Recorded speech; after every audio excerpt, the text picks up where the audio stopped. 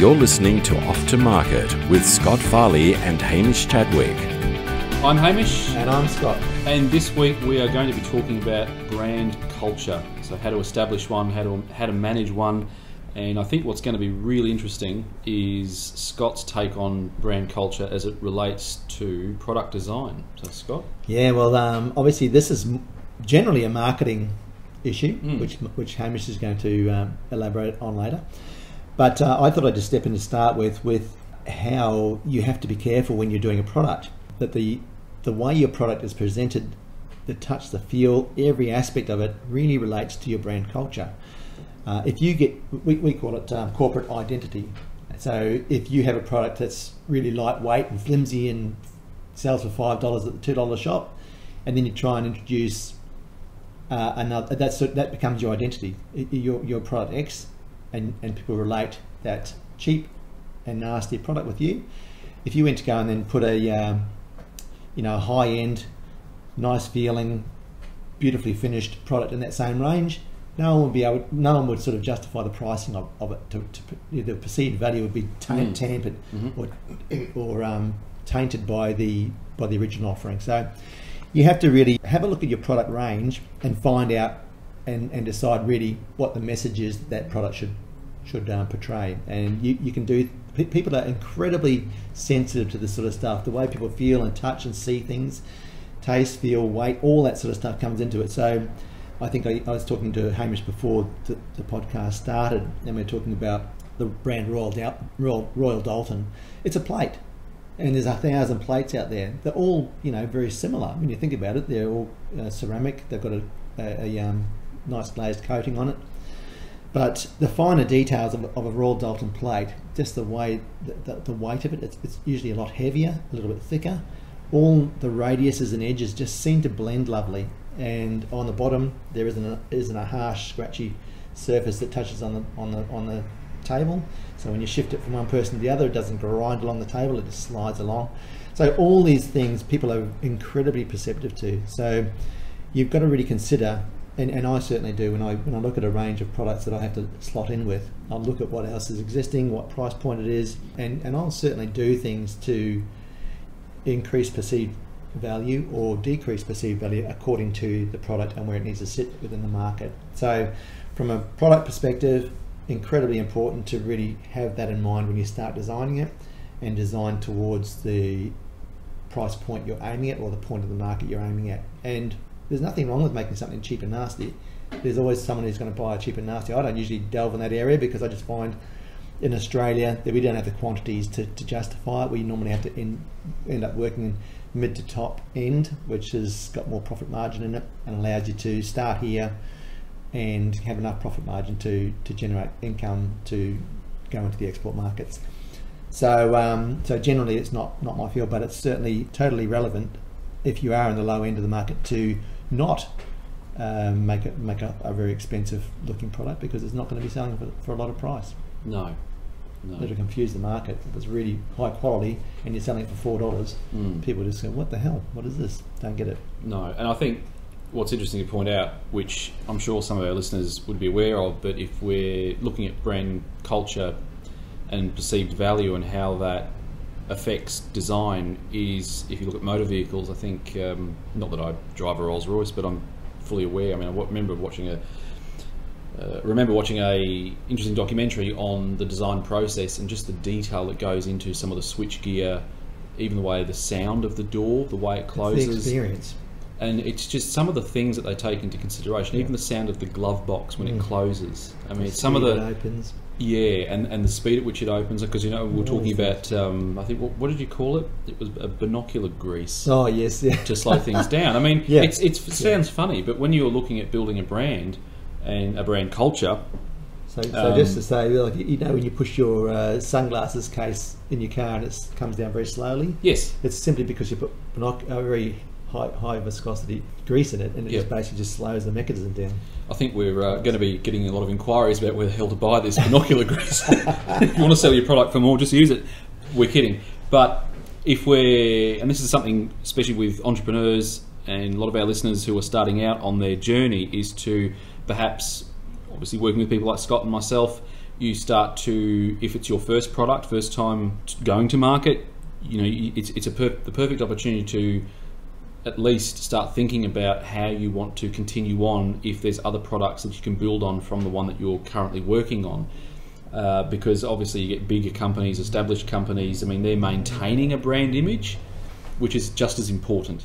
And it comes right down to even packaging. Like, the reason when you open an Apple phone, it's actually an experience to open it. You have people unboxing these things because there's such a nice experience when you open your product. It's not necessarily just the product, it's the whole experience of interaction with that product and that brand. And that's... Well, it's a justification of price. I mean, it is a very good product, there's no doubt about it. Yeah. And but if that turned up in a little cardboard slip, you'd be like, well, yeah, totally takes the whole enjoyment out of it. Or if you have beautiful glasses turn up with fingerprints all over them, or they're dirty from the factory, like that just ruins the whole experience. And I think that's what I was going to talk about too. Is more, as I'm work with companies on managing their brand culture, but we're talking about the service industry, so we're not talking about products.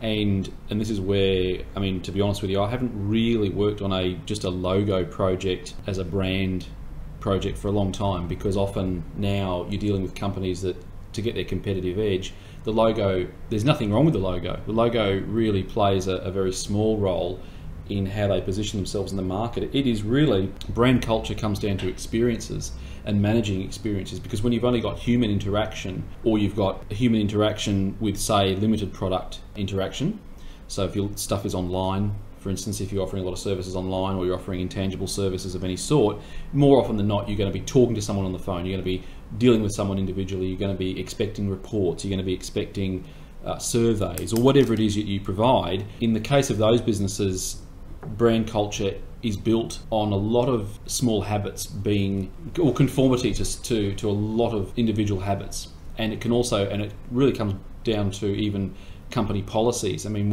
I've had to work with companies and say, look, if you want to get that sort of culture into your business, I can see by walking around the place and talking to people that there are some company policies which you have in place which people are obviously adhering to, which need to change, because that will change the way you operate, and it will change the experience that your people have with your customers. There's nothing I can do in terms of a marketing message. I mean, I can do all the intangible things. I can come up with new taglines and a new visual style. That's great. But if that's not matched with company policy, and even things like returns policies, how you deal with complaints, how you deal with people on follow-up. So if you send someone a detailed proposal, if you're not following that up in a particular way, that's all going to build a particular culture. Because I've always said, and I will always maintain, every business has a brand. You're building a brand regardless of whether you're building a brand or not.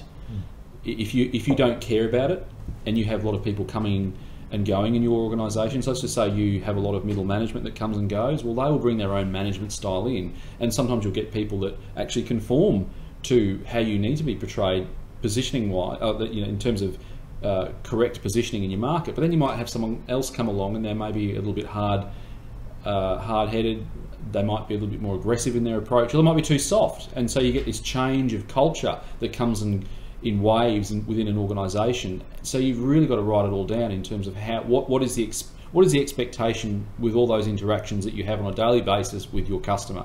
And if we're getting it back to the entrepreneurs out there, that as an organisation grows, I mean, you might start off just by yourself in a garage building a product, but all of a sudden, within 12, 18, 24 months time, you might have 2 people working for you. Now, you've got to set the expectation. This is where leadership comes into building brand culture, is to say, well, hey, this is how I've been operating on my own, and because it's very close to me and my heart, and I put all my energy into it, this is how I need you to behave as my team members. I need your help, but I need your help in a particular way. We won't mention Israel for at the moment. Oh, well, you can if you want. No, it's affecting their brand. But you wouldn't take photographs of you working out of your garage. I mean, you'd portray a different image on your websites and all the rest of it. So it's like, oh no, sorry, I'm talking about. I'm saying that that's just an example of you have to portray to the public because I think a lot of you want them to see. A lot of new companies become.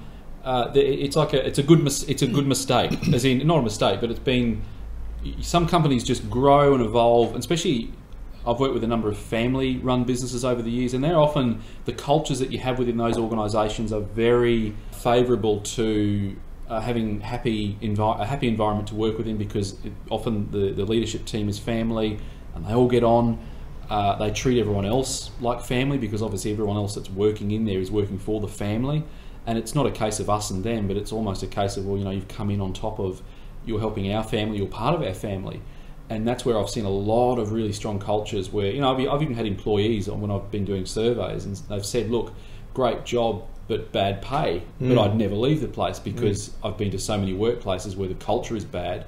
And that's the other thing too, is, you know, people join businesses but leave cultures, and people join businesses and leave leaders. So that's the thing, you know, you can have a really good market image.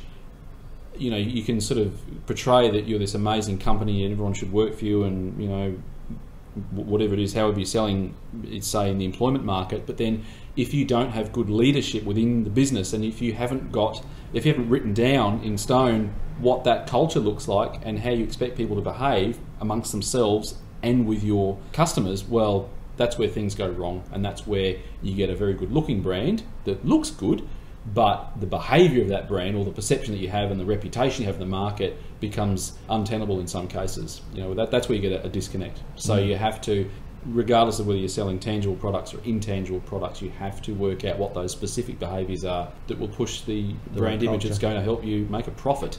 Yep. And that's the key with all of it, is you've got to make a profit. And it comes back down to managing every element within that business. And you can actually offer your service at a higher rate if the culture's something that meets the expectations of the market. Like if you are a tradesman and you always call back, you're a great service, you'll find that you can actually charge a premium. You can actually profit from the right culture. I mean, we were just talking about before we started the podcast today, we had a naming job to talk about. Hamish is naming a product that I've developed, and we discussed that just doesn't have the right feel for the product. It doesn't have the right feel for the company we're going to, or we're going to present to. And there's certain things that did work and certain things that didn't work, and it's just a feel.